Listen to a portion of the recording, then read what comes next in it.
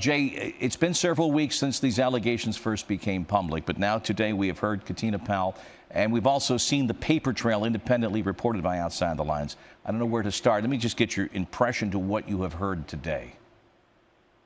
You know, Bob, I've become more and more shocked by this. When it first came out, it was hard to believe. And now that there's some substantial evidence behind the allegations, I think it's even harder to believe in one regard. But you can't be naive. Clearly, this went on.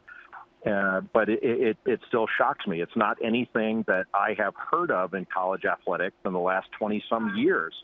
So it shocks the conscience, frankly.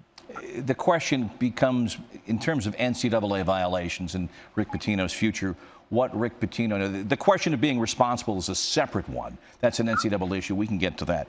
But you've worked inside a college basketball program. If on 20 some odd occasions, the dorm hosting most of your players is visited by strippers and this party is going on, is it possible the head coach over a period of 4 years, if that was the case, would know nothing of this? I think it is possible, and it's probable. I happen to believe that Rick Pitino didn't know anything about this. I think one of the things that's hard to divorce the NCAA policies from this particular situation or ones like it are when you have a strict liability to a head coach, it's more likely that the head coach is going to be kept in the dark about certain things. And then you're going to have an incentive to segregate players to keep them away from the general student population. So you're going to see more of these athletic dorms where you have a few students sprinkled in that are handpicked.